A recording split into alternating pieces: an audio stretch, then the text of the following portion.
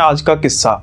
आमतौर पर जो रेंट पे मकान लेते हैं, जो रेंट पे रहते हैं काफ़ी समय से, और जब उनका अपना मकान होता है, जब उनका अपना घर लेते हैं, तो वो जो खुशी है सिर्फ उसको वही महसूस कर पाते हैं। अब सोचेंगे भाई जो जिस काम में चल रहा है, यानी कि जो चीज़ पाएगा उसको तो खुशी होगी, लेकिन अब लेट्स से किसी पर्सन ने अपनी ज़िंदगी में कभी कोई रेंट पर रहा ही नहीं है, यानी कि वो अपने पुश्तैनी घर में रह रहा है, अपने माँ बाप के घर में रह रहा है, और जब वो नया घर कहीं और ले रहा है, अपनी कमाई से चाहे लिया हो, लेकिन उसको उस चीज़ का वो उतना आभास नहीं होगा जो पर्सन रेंट पर रहा होता और वो उसके बाद अपना मकान लेता है। ऐसा ही कुछ हुआ था एलेक्स के साथ। अब कहानी जो है वो बेसिकली अपने देश की नहीं है, कहानी जो है वो ऑस्ट्रेलिया की है, सिडनी की। एलेक्स और उसकी पत्नी जो 9 महीने की गर्भवती थी। अब वो एक घर लेते हैं जो कि घर काफ़ी पुराना होता है। अब जैसे तैसे करके ये नौकरी कर रहे थे और अब पैसे वगैरह जोड़े थे, और उसकी वजह से इनको ये घर काफ़ी सस्ता मिल गया था। प्रॉपर्टी डीलर जिससे इन्होंने कांटेक्ट किया था, उसने ये घर जब पहली बार इनको दिखाया, पुराना होने के बावजूद या फिर यहाँ पर कोई रहता भी नहीं था उसके बावजूद, इनको घर इतना पसंद आया कि इन्होंने उस घर की हिस्ट्री तक के बारे में पता नहीं किया, ना ही ये पता किया कि इतनी देर से घर बंद क्यों है और इस खस्ता हालत में है क्यों। बस उनको घर पसंद आ गया, जैसे कोई चीज़ बस पसंद आ जाए और उसको हमने पा लेना। अब एक तो बात यहाँ पर होगी कि ठीक है, उनको घर पसंद आ गया, अब उन्होंने घर को रेनोवेट कराया, और उस समय जब बिल्कुल घर बनकर तैयार हो गया, बिल्कुल रेनोवेट हो गया, उसके बाद जब उनकी पत्नी थी तब उनका 9th मंथ चल रहा था। कुछ ही दिन में डिलीवरी जो थी वो एक्सपेक्टेड थी, लेकिन इन्होंने उस चीज़ का इंतज़ार भी नहीं किया। इन्होंने सोचा कि क्यों ना हम अपने घर में चलते हैं और वहाँ पे जाके अपने जो न्यू बॉर्न बेबी है उसको वेलकम करेंगे। हाँ ठीक है, ये बात सोच अच्छी है, इसके बारे में काफ़ी लोग सपने सजाते हैं कि जो हमारा बच्चा है कम से कम वो अपने घर में अपनी आंखें खोले, जब वो पैदा हो तो भाई वो किसी रेंटेड अकोमोडेशन में ना हो। लेकिन अब इनके साथ जो होने वाला था ना, वो इतना अजीब था, इतना डरावना था कि उसके बाद से तो इन्होंने अब उस घर पर क्या, एक इंसान का जहाँ पर इतना रश्क होता है उस चीज़ पर जब लेते हैं किसी चीज़ को, लेकिन वो जब रश्क उतरता है तो फिर इंसान जब उस चीज़ को देखना भी गवारा नहीं करता। ऐसा क्या हो गया उनके साथ, या फिर ये पूछिए कि क्या क्या नहीं हुआ। तो जल्दी से अब शुरू करते हैं किस्से को। जैसा कि मैंने कहा कि एलेक्स ने मकान ले लिया, रेनोवेशन होगी, वहाँ पर ये शिफ्ट भी हो गए। लेकिन जिस दिन ये शिफ्ट हुए उसके अगले दिन जो पोस्ट कार्ड का होता है, जो लेटर वगैरह का लेटर बॉक्स होता है, वहां पर इनको एक लेटर मिलता है। पहले तो ये काफी हैरान होते हैं कि भाई अभी तो हमने शिफ्ट किया है, तो ऐसा कौन है जो पहले दिन लेटर दे रहा है। और लेटर्स का तो जमाना भी अब लगभग खत्म ही है, यानी कोई नोटिफिकेशन होगा, कुछ बिल्स वगैरह होंगे वो आते हैं। तो ये घर, जैसा कि इनकी नॉलेज थी कि काफी समय से बंद था, लेकिन फिर भी ये काफ़ी हैरानी के साथ उस लेटर को निकालते हैं और उसके बाद फिर उसको पढ़ना शुरू करते हैं। लेकिन जैसे जैसे ही इस लेटर को पढ़ते जाते हैं, वैसे वैसे ही इनके माथे पर चिंता की लकीरें छाई जाती हैं और इनका जो शरीर है वो पसीने से तरबतर हो जाता है। आज शायद ये डिसीजन पर पछता रहे थे कि उन्होंने ये मकान इतना सस्ता क्यों लिया। अब इतना सस्ता क्यों लिया कि ये तो पछताने वाला मैटर नहीं हो सकता, लेकिन ये मकान लिया ही क्यों बिना किसी इन्वेस्टिगेशन के, बिना किसी हिस्ट्री के। अब ये जल्दी से उस लेटर को बंद करते हैं और जाते हैं उस प्रॉपर्टी डीलर के पास जहां से उन्होंने मकान को लिया था, और उसको गुस्से से पूछते हैं कि तुमने क्या इस मकान के बारे में मुझे कुछ पहले खुद क्यों नहीं बताया। तो प्रॉपर्टी डीलर भी उनकी तरफ काफ़ी हैरानी से देखता है कि भाई हुआ क्या। वो कहते हैं कि मुझे इस मकान के पुराने जो ओनर है उससे मिलना है। तो ये कहते हैं कि भाई हमारी जो कंपनी है वो प्रॉपर्टीज को खरीदती है खुद और उसके बाद उसको सेल करती है, और ये मकान जो है ये काफ़ी समय से हमारे पास था, और जब मैंने जॉब की उससे पहले से ये मेरे पास था। अब इसका जो पता पुता तो मैं करा दूंगा, लेकिन पहले बताओ तो सही हुआ क्या। अब जब ये बात सुनते हैं तो फिर ये बताते हैं कि भाई मुझे एक लेटर मिला है। अब उस लेटर में ऐसा था क्या जिसको पढ़ने के बाद ये इतने सख्ते में आ गए। इतना इनको डर का एहसास हुआ और इन्होंने कुछ इंतज़ार तक नहीं किया और जल्दी से ये उस प्रॉपर्टी डीलर के पास भाग गए। लेटर में कुछ था ही ऐसा कि उनकी जगह कोई और भी होता तो वो भी यही करता।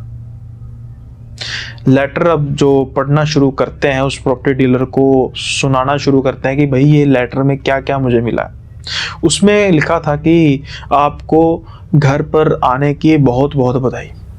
अब ये तो नॉर्मल चीज़ थी भाई, इसमें तो कोई ऐसी डरने वाली बात थी नहीं, लेकिन इसके बाद जो लिखा था उसमें कुछ डरने वाली बातें थी, क्योंकि उसमें कुछ ऐसे पॉइंट्स लिखे थे जो ये बयां कर रहे थे कि आपको इस घर में रहकर क्या क्या नहीं करना। अब भाई इनका अपना घर, इन्होंने पैसा देकर उस घर को खरीदा और कोई लेटर इनको ये बता रहा है कि भाई तुमने इस घर में क्या क्या नहीं करना। तो हर कोई तो बंदा इस चीज को सुनकर सकते में तो आएगा ही, पढ़कर सकते में है कि भाई मेरी प्रॉपर्टी में मैं जो मर्जी करूं, लीगल और एथिकल समथिंग जो भी है। लेकिन अब लेटर में वो चीजें थी क्या? जैसा कि मैंने कहा कि कांग्रेचुलेशन से, वेलकम से उस लेटर का आगाज होता है, जो कि काफ़ी खुशनुमा था। लेकिन जैसे जैसे उसकी वर्डिंग आगे बढ़ती जाती है वैसे वैसे ही लेटर जो है वो प्रॉपर्टी डीलर को भी डराने के लिए काफ़ी था। तो उसमें जो पॉइंट लिखे थे मैं अब आपको बताता हूँ। उसके बाद उसने लिखा था कि अब इस घर में आप आ गए हैं तो मैं उम्मीद करता हूँ कि जो भी अब नीचे दिए पॉइंट लिखे होंगे उस पर आप बिल्कुल सही तरीके से उसका पालन करेंगे। अगर ऐसा नहीं करता तो फिर आपकी पत्नी की जो जिम्मेदारी है वो आप पर ही होगी। उसकी वेल विश कह सकते हैं कि उसकी जो नुकसान की, भले की, बुराई की जिम्मेदारी आप पर ही होगी। अब वो पॉइंट क्या लिखे थे कि पहला पॉइंट था कि इस घर में किसी भी बच्चे का आना अलाउड नहीं है। अब भाई शायद जिसने लेटर लिखा था उसको ये चीज़ का पता नहीं था कि इनकी वाइफ तो एक्सपेक्टेड है और वो भी 9th मंथ चल रहा है। आज नहीं, कल नहीं, परसों नहीं, कुछ दिनों बाद तो बेबी आएगा ही। दूसरा पॉइंट कि जो घर का बेसमेंट है वहां पर लाइट जो है वो चलती रहनी चाहिए हर वक्त।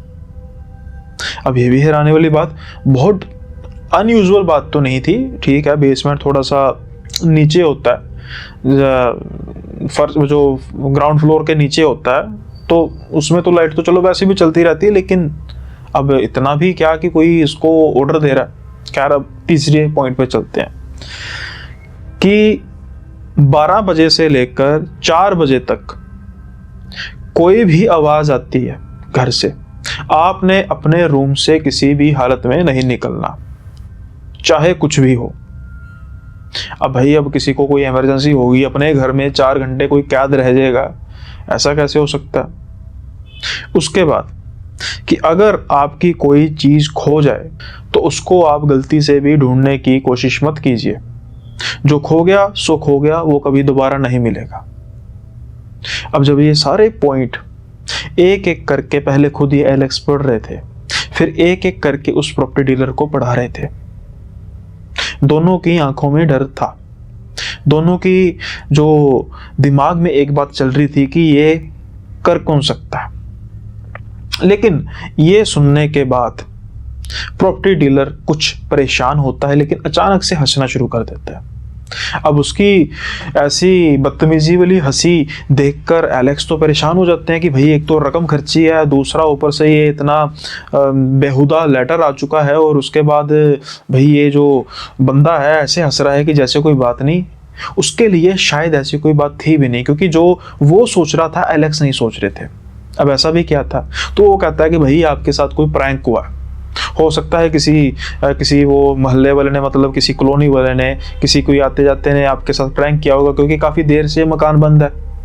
तो कई बार लोग होते हैं जो डराने के लिए करते हैं ऐसा कुछ, तो आप भी भाई इन बातों में पड़ गए। अब भाई आपका घर है, आपका जो मन आएगा आप करेंगे, जो मन नहीं आएगा नहीं करेंगे। ऐसा कैसे हो सकता है कि जो ये पॉइंट लिखे हुए हैं इनके हिसाब से ही आपको चलना पड़ना है।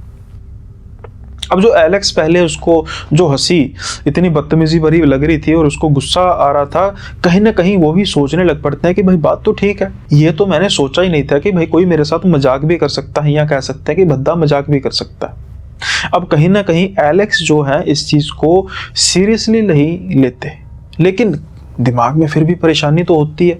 अब इंसान अपनी चिंता नहीं करता लेकिन अपने बच्चों की, बीवी की चिंता तो करता ही है। खैर वो अपने घर में जब आते हैं तो अपनी वाइफ के साथ भी ये सारी चीज़ डिस्कस करते हैं और उनकी वाइफ का भी वही रवैया होता है जो प्रॉपर्टी डीलर का होता है कि हाँ हो सकता है कि किसी ने मजाक किया हो, तो ऐसा किसी को कोई इतनी परेशानी उठाने की ज़रूरत है नहीं। लेकिन इनकी सारी जो ये सोच थी उसी रात को क्लियर होने वाली थी।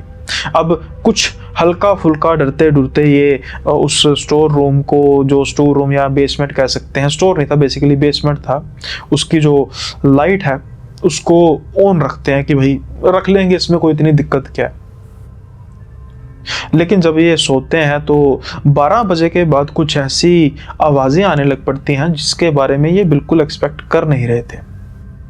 जैसे कि कोई इनकी दीवारों के आसपास खटखटा रहा है, छत के ऊपर से अजीब सी आवाजें आ रही हैं, जैसे कोई अचानक से भाग रहा फिर एकदम रुक रहा है। या यूं कहा जा सकता है कि कुछ बच्चे हैं जो हो हल्ला मचा रहे हैं और इनका घर उस समय इनका नहीं है, उन बच्चों का है, या फिर कुछ ऐसी आत्माओं का है जिनका एक समय निर्धारित है कि इस समय के अंदर अंदर वो घर उनका ना होके उन आत्माओं का, उन प्रेत आत्माओं का हो जाएगा। अब जैसे ही ये आवाज़ें सुनते हैं तो ये अचानक से बाहर जाने की कोशिश करते हैं, लेकिन इनके दिमाग में वो बात स्ट्रक होती है कि भाई बाहर जाने के लिए मना किया है। अब चाहते ना चाहते भी ये उस लेटर के गुलाम बन चुके थे। घर इनका था, समय की कोई पाबंदी क्या हो सकती है, लेकिन ये सोचने पर मजबूर हो जाते हैं कि भाई अगर मैं चला गया तो कुछ ऐसी अनहोनी ना हो जाए, मेरी वाइफ भी प्रेग्नेंट है। सोच इनकी बिल्कुल ठीक थी, लेकिन जैसा कि मैंने कहा कि ये शायद उस लेटर के गुलाम हो चुके थे साइकोलॉजिकली। जैसे तैसे करके वो रात बीतती है और अगले दिन इनकी वाइफ को लेबर पेन शुरू हो जाती है और जल्दी से उसको हॉस्पिटल लेके जाया जाता है, जहाँ पर इनका एक बेबी होता है, बेबी गर्ल होती है, और काफ़ी खुश होते हैं। तो 2-3 दिन उनको हॉस्पिटल में एडमिट रहना पड़ता है और उस चीज़ में ये सारी चीज़ें भूल जाते हैं कि जिस घर में ये शिफ्ट हुए हैं वहाँ पर कुछ ऐसी दिक्कत परेशानी हो रही है। ये भी भूल जाते हैं कि उस लेटर का जो पहला ही रूल लिखा हुआ था वो ये था कि घर में बच्चों का आना अलाउड नहीं है। ये बात तो तब तक लागू होती थी जब तक ये वो वहाँ पर 2 जाने थे सिर्फ, लेकिन अब बच्चा घर में आ चुका था। 2-3 दिन बाद जब ये हॉस्पिटल से डिस्चार्ज होके अपनी वाइफ को घर पे लाते हैं और जैसे ही वो जब रूम में आते हैं तो अचानक से उनको स्ट्रक होता है कि भाई उस लेटर में ये बात लिखी थी कि बच्चों का आना अलाउड नहीं है।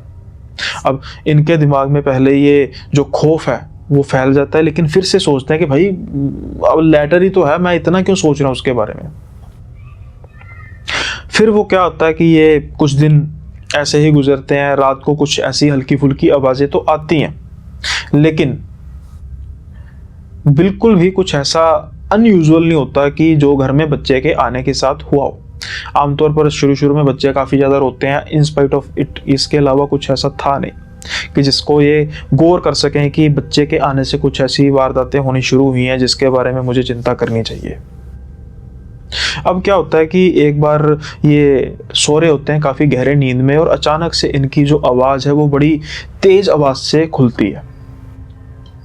जैसे ही इनकी आवाज़ जो है वो खुलती है तो ये देखते हैं कि जो इनकी वाइफ है वो तो बिल्कुल आराम से सो रही है, जैसे कि उसको किसी तरीके की कोई आवाज़ आई ही नहीं।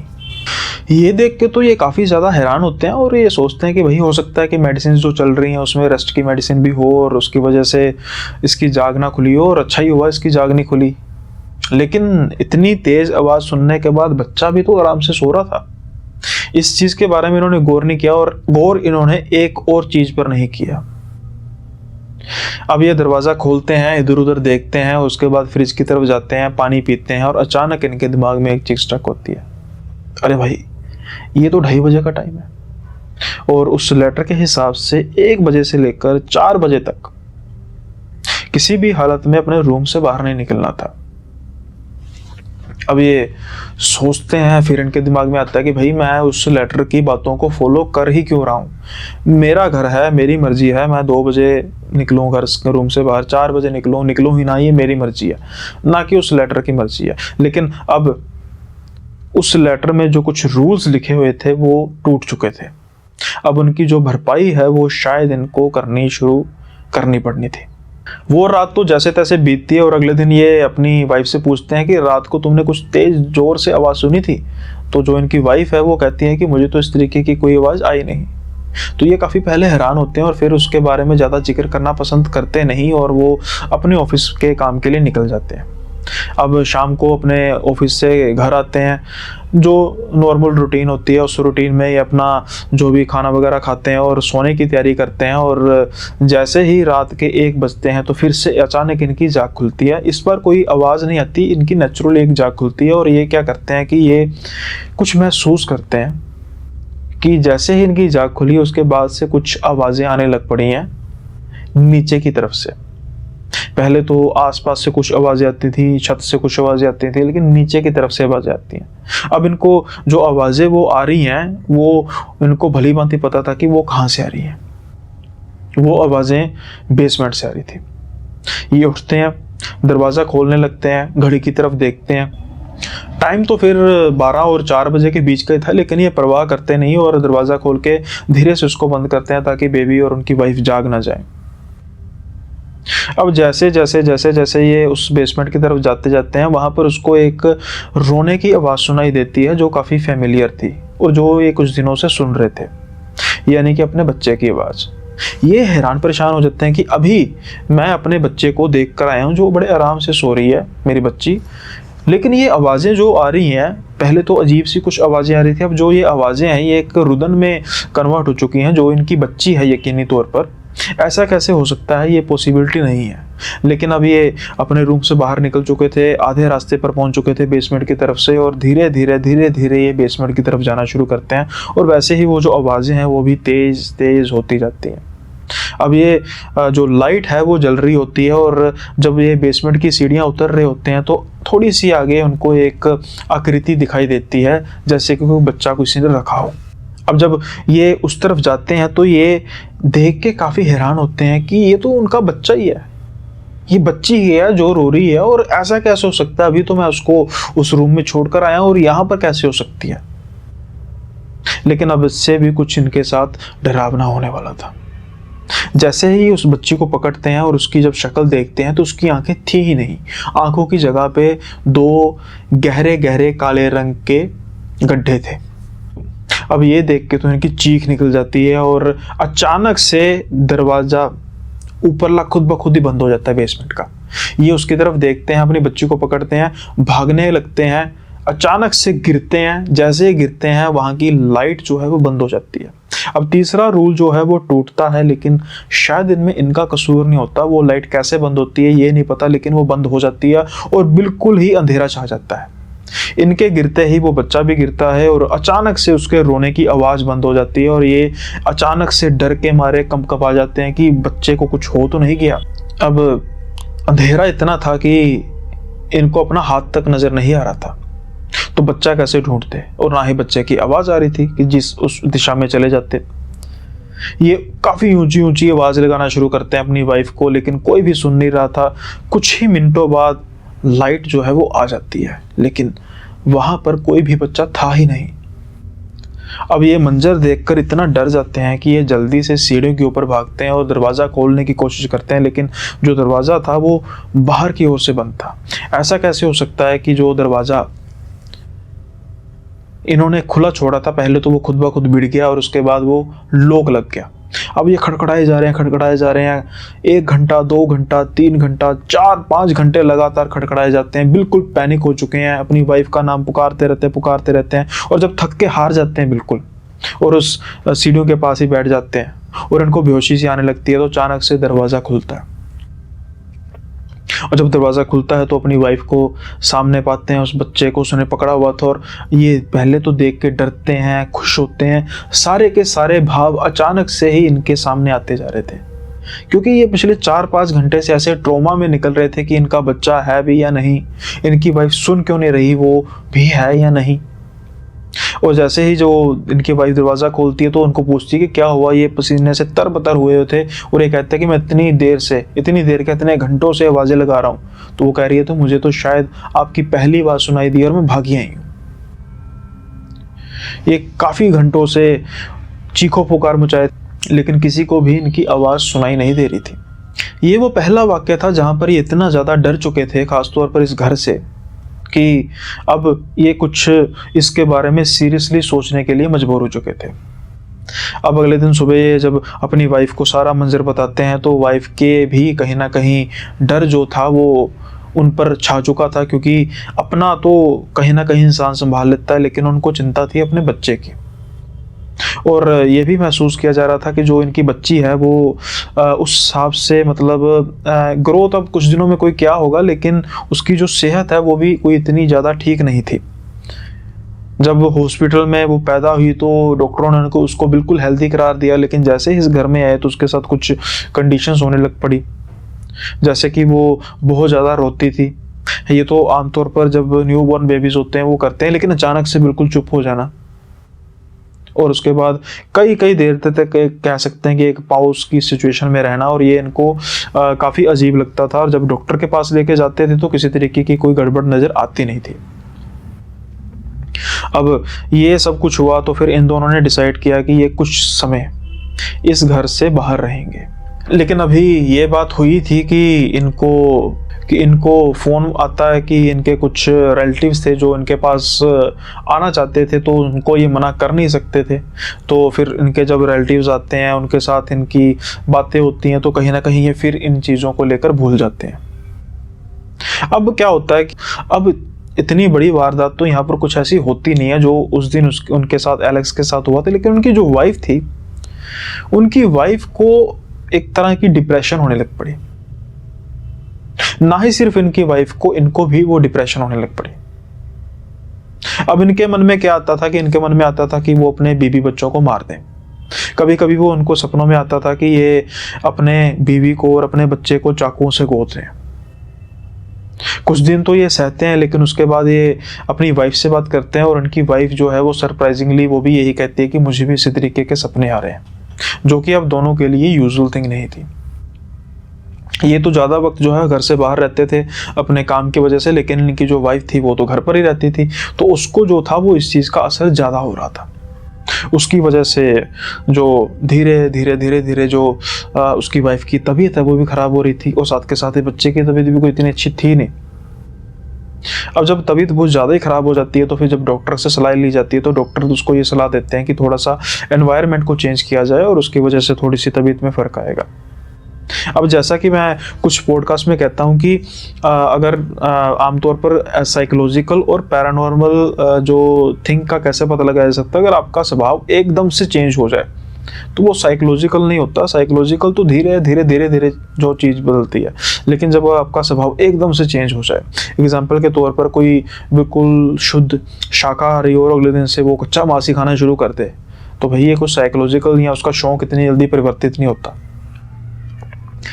अब जब ये चीज़ डिसाइड होती है, ये घर को कुछ देर के लिए छोड़ते हैं और एक थोड़ी दूर एक अकोमोडेशन लेते हैं कि महीने डेढ़ महीने हम यहाँ पे रहेंगे। जैसे ही इनकी वाइफ वहाँ पर एंटर होती है, या कह सकते हैं रहना शुरू करते हैं, तो बिल्कुल डिफरेंस, यानी कि जैसे कि वो इस घर में आने से पहले थी वैसे ही इस घर में, दूसरे घर में आने के बाद वो हो गई। तो कहीं ना कहीं इनको इस चीज़ के बारे में कि ये चीज़ की साफ गोई हो रही थी कि कोई ना कोई घर में प्रॉब्लम है। लेकिन अब ये कर भी क्या सकते थे, क्योंकि जो ओनर के बारे में पता किया गया तो ये जो मकान है इसके बारे में पता लगता है कि ये कुछ सालों से नहीं, कई सालों से नहीं बिका, कई सालों से ये उस कंपनी की प्रॉपर्टी है, और शायद इसी वजह से ये मकान इतना सस्ता था। अब इन्होंने तो पैसा खर्च किया था, खैर जान से बढ़कर तो कुछ होता नहीं है, लेकिन जो मकान का मनहूसियत है वो इनकी वाइफ के पीछा तो शायद छोड़ चुकी थी, लेकिन इनका पीछा वो छोड़ने के लिए तैयार नहीं थी। अब ये सोचते हैं कि मैं ऐसा करता हूँ कि इस मकान में अकेला कुछ दिन रहने की कोशिश करता हूँ और देखता हूँ कि मेरे साथ क्या क्या होता है। काफ़ी गलत फैसला था इनका, क्योंकि अब जो प्रेत का माया जाल है वो इस कदर फैलने वाला था कि इनकी सोच थी। जिस रात ये अकेले वहाँ पर सोने की सोचते हैं और सोते भी हैं, वहाँ पर कुछ समय बाद अचानक से इनको रोने की आवाज़ आती है। अगेन ये उस आवाज़ से काफ़ी फेमिलियर थे, क्योंकि ये उसकी बच्ची की आवाज़ थी। अब जैसे ही ये अचानक से उठते हैं, क्योंकि एक्सपेक्ट तो कर नहीं रहे थे कि मेरी बच्ची कैसे यहाँ पर आ गई, तो ये देखते हैं कि बेड पर कोई औरत बैठी हुई है जिसके गोद में वो बच्ची है। थोड़ी सी हाव भाव से तो वो लग रही थी कि इनकी वाइफ होगी, लेकिन अब उनकी वाइफ भी तो यहाँ पर रह नहीं रही थी। ये देखकर तो ये डर जाते हैं बिल्कुल, और वो ऐसे बिल्कुल शांत होकर बैठी हुई थी, ना ही इनकी तरफ देख रही थी, जैसे कि कोई उसके अलावा और उस बच्ची के अलावा उस कमरे में होता ही नहीं है। अब ये धीरे से अपनी वाइफ का नाम पुकारते हैं। जैसे कि मैंने कहा कि ये लेटे थे और वाइफ इनकी इस तरफ बैठी हुई थी, इनकी तरफ पीठ करके। अब जैसे ही ये अपनी वाइफ का नाम पुकारते हैं तो वो इनकी तरफ मुड़ के देखती है, लेकिन वो पूरी तरह मुड़ के नहीं देखती, सिर्फ और सिर्फ उसकी गर्दन मुड़ के देखती है। अब जैसे वो पूरी गर्दन मुड़ती है और उसकी जो शक्ल है वो उनकी पत्नी की शक्ल तो बिल्कुल नहीं थी, लेकिन इतनी भयावह शक्ल उन्होंने जिंदगी में कभी देखी नहीं। अब ये उठते हैं, जल्दी से कमरे के बाहर की तरफ भागते हैं। जब जैसे ही भागना शुरू करते हैं तो अचानक से इनको याद आता है कि भाई मुझे अपनी जान की कोई परवाह नहीं, जिसके हाथों में मेरी बच्ची है वो कोई आम साधारण इंसान तो है नहीं, वो यकीनी तौर पर कोई आत्मा है, कोई प्रेत आत्मा है। मैं अपने बच्चे को तो जो है वो उसको पकड़ूं। और फिर से वो दरवाजे की तरफ हिम्मत करके जाते हैं, वहां पर कोई नहीं होता। वो रोने की आवाज जो है वो फिर से आने लग पड़ती है, लेकिन इस बार वो आवाज जो है वो उस कमरे से नहीं आती, वो आवाज फिर वहां से आती है जहां से एक बार पहले इनको आई थी, यानी कि बेसमेंट से। अब ये बेसमेंट की तरफ पहले भागना शुरू करते हैं, लेकिन जैसे ही बेसमेंट की तरफ पास आते हैं वहां पर एक आवाज और आती है, लेकिन ये आवाज रोने की आवाज नहीं थी, ये हंसने की आवाज थी। अब एक ही टाइम पे उनकी बच्ची रो रही है और जो हंस रहा है वो लग रहा था कि इनकी वाइफ है, और वो हंसी कोई मामूली हंसी नहीं थी, इतनी शैतानी हंसी कि इनका जो रोम रोम कांप रहा था। जितनी हिम्मत करके ये उस बेसमेंट की तरफ जाने की कोशिश कर रहे थे, दो चीजें ऐसी थी जो वहां पर उनको जाने से रोक रही थी, या कह सकते हैं कि इनकी हिम्मत तक नहीं बढ़ रही थी। पहली तो वो शैतानी हंसी, और दूसरी वो जो एक्सपीरियंस था जो उन्होंने पहली बार किया था, कि पहले तो वो दरवाजा जब बंद हुआ था तो इनकी पत्नी ने खोल दिया था, लेकिन यहाँ पर तो मैं अकेला हूं, यहाँ पर कौन दरवाजा खोलेगा। अब ये डर से जल्दी से अपने जो भी कपड़े वगैरह हैं वो पैक करते हैं और भागते हैं वहां पर जहां पर उन्होंने अकोमोडेशन ली थी। और जब यहाँ पर जाकर देखते हैं तो उनकी पत्नी जब दरवाज़ा खोलती है तो इनकी सांस में सांस आती है कि हो ना हो मेरे साथ कुछ हेलुसिनेशन हुई है, क्योंकि मेरी पत्नी और जो इनका बच्चा था वो बिल्कुल सही सलामत था। एक चीज़ ये सोच चुके थे उस रात को कि कुछ ना कुछ तो इस चीज़ में, इस जगह में गड़बड़ है। अब मैं इस चीज़ के बारे में पता करके रहूँगा। लेकिन उसके साथ ही इनके साथ अब एक और ऐसी वारदात होती है कि एक तो इन्होंने वहां पर सोने की गलती की, वो तो चलो अब इनकी गलती थी, लेकिन अब जहां पर ये रह रहे थे वहां पर तो कोई इनकी गलती नहीं थी। वहां तो बिल्कुल रूम, वो घर बिल्कुल ठीक ठाक था और ये कुछ देर से काफी शांति से रह रहे थे। लेकिन एक रात ये जब सोकर उठते हैं, अचानक से जब इनकी जाग खुलती है तो देखते हैं कि ना ही इनकी बच्ची वहां पर है और ना ही इनकी पत्नी वहां पे है। ये सारा घर छान मारते हैं, फोन भी करते हैं, फोन भी वहीं पे घर पे पड़ा हुआ था उनकी वाइफ का, और फिर इनके दिमाग में एक बात खटकती है कि शायद वो जानते थे कि इनकी पत्नी है कहाँ पे। अब जल्दी से अपनी गाड़ी पकड़ते हैं और चले जाते हैं उस घर की तरफ। रात के कुछ 2 बजे के आसपास का टाइम होता है, और जल्दी से जब ये घर का ताला खोलते हैं तो जब उस अपने बेडरूम का दरवाजा खोलते हैं तो वहां पर वो फिर बैठी हुई थी। अब ये डरते डरते डरते डरते उसकी तरफ जाते हैं, क्योंकि बच्चा जो है गोद में रो रहा था, और इनको ये भी शायद पता था कि हो ना हो कहीं फिर से वो प्रेत आत्मा तो नहीं है। लेकिन जब ये उसको हाथ लगाते हैं तो देखते हैं तो वो उनकी पत्नी होती है, बिल्कुल वही फेस, कुछ ऐसा नहीं कि कुछ अनयूजुअल हो। तो उनकी पत्नी इनकी तरफ देख के रोने लग पड़ती है कि हम तो काफी देर से आपका इंतजार कर रहे हैं, आप कहाँ गए थे। तो ये काफी हैरान हो जाते हैं कि भाई हम तो दूसरी अकोमोडेशन में रह रहे हो, ये तो बात मैं तुमसे पूछना चाहता हूँ कि तुम यहाँ पर कैसे आई। तो वो कहती है कि हम तो कई दिनों से यहाँ पर ऐसे ही बैठे हैं, हम तो आपका इंतजार कर रहे हैं कि कब आकर आप हमें लेकर जाएंगे, देखो ना हमारी बच्ची के साथ क्या हुआ। अब जब ये बातें सारी कर रहे थे तो उन्होंने अपने बच्ची को इतनी गौर से देखा ही नहीं था, अब जब ये इनकी पत्नी कहती है ना कि देखो ना हमारी बच्ची के साथ क्या हुआ, तो जब से दोबारा वो उस चीज़ को देखते हैं, अपनी बच्ची को देखते हैं, तो फिर वो आंखें होती ही नहीं। अभी अपनी हैरानी से दोबारा ये अपनी पत्नी की तरफ मुंह करते हैं तो उसको फिर से वही चेहरा, वही भयानक चेहरा नजर आता है जो इन्होंने कुछ दिन पहले देखा था। फिर इनको लगता है कि मैं किसी गहरे भ्रम जाल में, प्रेत के जाल में फंस चुका हूं, और ये भागने की कोशिश करते हैं। लेकिन इस बार इतना इनका भागना आसान होता नहीं है, क्योंकि इस बार इनकी पत्नी, इनके बच्चे के अलावा घर में कोई और भी होता है जो इनको बिल्कुल साक्षात नजर आता है। एक बूढ़ी औरत, आधी से भी ज्यादा जली हुई, जो इनकी तरफ बढ़ रही होती है, और पीछे इनकी पत्नी की आवाज हंसने की आ रही होती है और बच्चे की रोने की आवाज आ रही होती है। बस अब ये घुटनों पर आ जाते हैं और जीसस क्राइस्ट का नाम लेना शुरू कर देते हैं कि मैंने आपका क्या बिगाड़ा है, मुझे बचाओ, मुझे बचाओ। और जो वो औरत है, जैसे जैसे उनके करीब आती जाती है, ये जीसस क्राइस्ट का नाम लेना चाहते हैं और अचानक से ये बेहोश हो जाते हैं। जब इनकी जाग खुलती है तो ये अपने अपार्टमेंट में ही होते हैं। अब जब अपनी पत्नी को देखते हैं, सब कुछ नॉर्मल होता है, पूछते हैं और उनकी पत्नी कहती है कि पता नहीं रात को क्या हुआ कि तुम अपने हमारे घर में गए और वहाँ पर सुबह जब मैंने तुम्हें देखा तुम वहाँ पर थे नहीं, और मुझे था कि शायद तुम वहाँ पर तो नहीं चले गए और तुम वहाँ पर लॉबी में बेहोश पड़े थे। अब उसके बाद इनके जो पति हैं वो सारी की सारी कहानी बयां करते हैं कि मेरे साथ ये हुआ, ऐसा हुआ। अब पत्नी भी विश्वास तो कर ही रही थी, क्योंकि अपने हस्बैंड पर अगर ये विश्वास ना करे तो फिर ये केस तो उनके लिए साइको का केस बन जाना था। अब ये दोनों डिसाइड कर लेते हैं कि जो मर्जी हो हम उस घर में वापस नहीं जाएंगे, हमें रेंट पर रहना मंजूर है, क्योंकि हमारा बच्चा जो है वो किसी भी तरीके की परेशानी में आना नहीं चाहिए था। लेकिन दिक्कत क्या थी कि इनके हस्बैंड को तो फिर दूसरी जगह पर रहने के बावजूद भी वो परेशानी आ रही थी। अब इनके हस्बैंड डिसाइड करते हैं उस मकान को बेचने का, कि भाई जहां से लिया था मैं वहीं बेचूंगा, जो भी मिलेगा औने पौने दांव में मैं दे दूंगा, क्योंकि इस घर में मैं किसी भी हालत में रह नहीं सकता। और यहाँ पर वो गया मैं दोबारा तो शायद मेरी पत्नी, मेरे बच्चे को जानलेवा मामलात से रूबरू होना पड़े।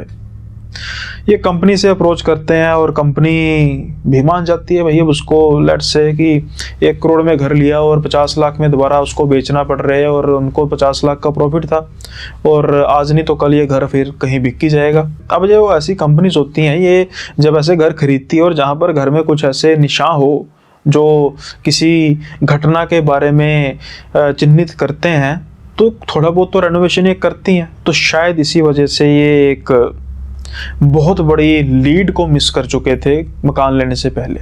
घर ऐसी कॉलोनी में था जहां पर बहुत ज़्यादा मकान थे नहीं। शायद जब ये घर बना होगा तब ये सुनसान से इलाके में बना होगा।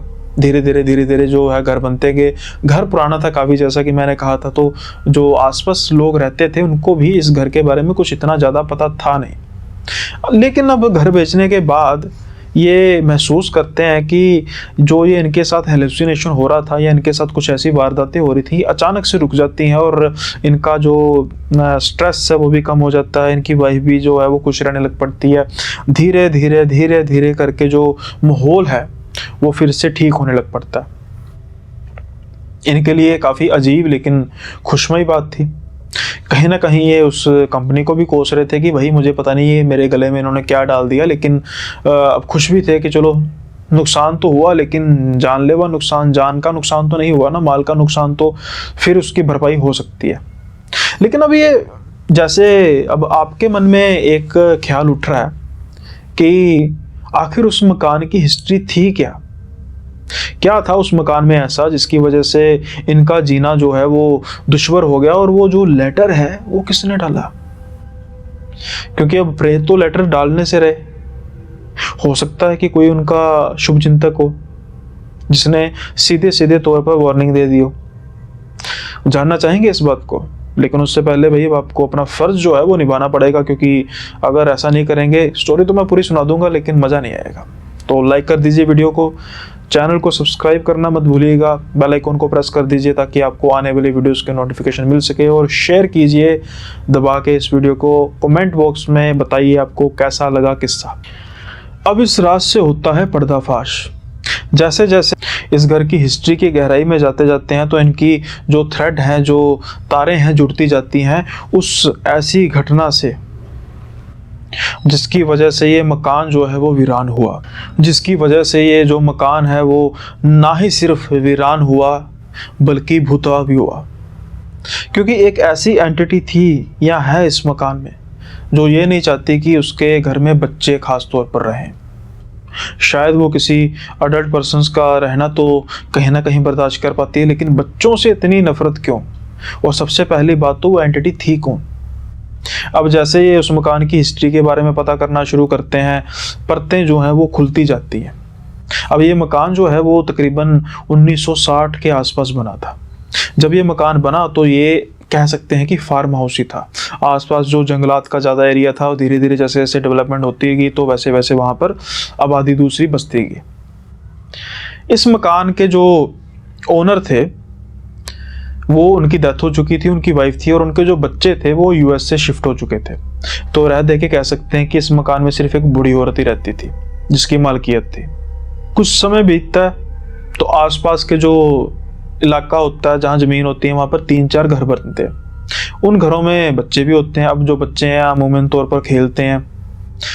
इन बूढ़ी औरत को घर के बाहर की तरफ तो खेलने तो कोई दिक्कत नहीं थी, तो ये घर की दीवारें थी वो कुछ इतनी छोटी थी कि बच्चे दीवार फांद कर अंदर आ जाते थे और इनके गार्डन में खेलते थे। और आए दिन इन बूढ़ी जो औरत थी और उनके घर के दो बाकी पेरेंट्स हैं, उनके साथ बहस बसाई होती रहते थे कि ये खेलना चाहते हैं तो बाहर खेलें, अंदर किसी भी हालत में ना घर के आए, उनकी प्रॉपर्टी है, पुलिस कंप्लेन कर देंगे, ये वो सब कुछ चलता रहता था। अब ऐसा भी क्या हो गया कि बच्चों से परेशानी तो समझ आ गई थी, लेकिन क्या होता है कि एक बार बच्चे जो है वो खेल खेल में कुछ आग जला रहे होते हैं, और जो आग है वो उस घर को पकड़ लेती है। वो घर का जो काफ़ी बड़ा हिस्सा था वो वुडन से था बना। देखते ही देखते आग की लपटें जो है वो घर को अपने काबू में कर लेती हैं, और जो वो बूढ़ी औरत है वो वहीं जल के मर जाती है। घर का बहुत बड़ा नुकसान होता है। इससे पहले कि वहां पर फायर ब्रिगेड आती है, घर का बहुत बड़ा हिस्सा जल जाता है, और साथ के साथ ही वो औरत भी। उसके बाद से तो घर पे वहां पर कोई रहा ही नहीं।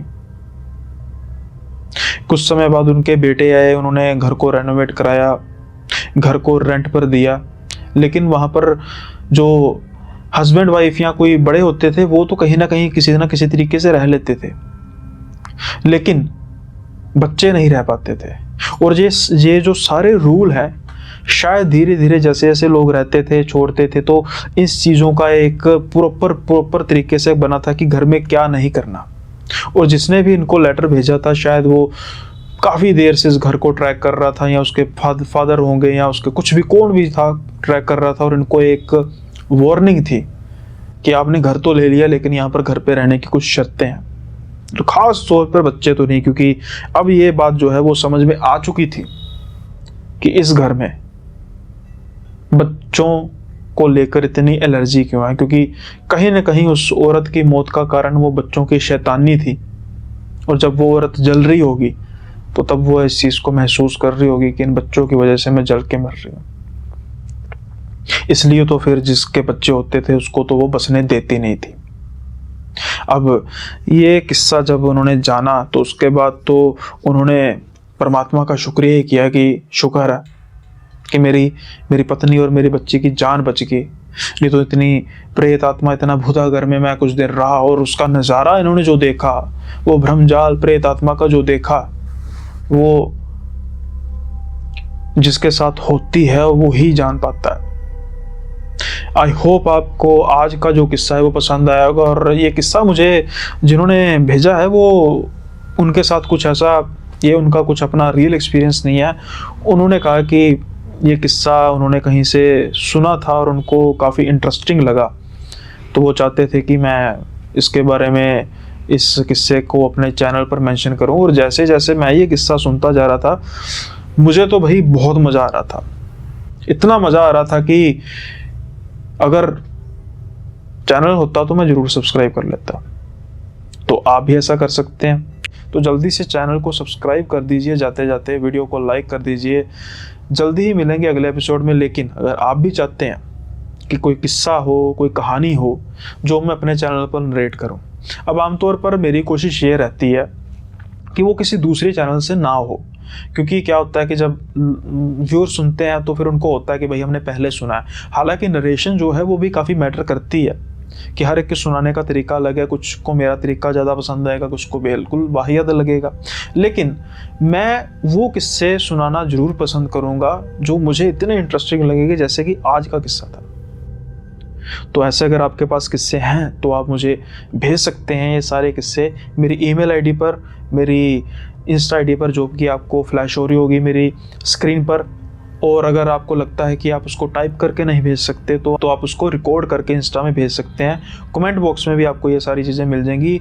और रिकॉर्ड करने की एक लिमिटेशन होती है कि 1 मिनट से ज़्यादा का शायद रिकॉर्डिंग मिलती नहीं है। तो अगर आप चाहें तो कनेक्ट कर सकते हैं इंस्टा पर, इंस्टा की कॉल कर सकते हैं और हम बात करेंगे जो किस्सा आप सुनाना चाहेंगे। और अगर किस्सा जस्टिफिकेशन दे या फिर किस्सा इतना दिलचस्प हो तो वो मैं ज़रूर नरेट करूँगा। और अब तो जैसे कि आपको पता है कि रोज़ाना एक नया किस्सा आपको मिलेगा चैनल पे, एक से बढ़कर भी होंगे, क्योंकि अगर किस्से छोटे हैं तो फिर 2-3 किस्से होंगे। और वीकली पॉडकास्ट भी साथ के साथ मिलेगा। तो उसके लिए फिर जो मुझे मटेरियल है उसकी भी ज़्यादा ज़रूरत होगी। तो जल्दी से अपना सहयोग डालिए चैनल को ग्रो करने में।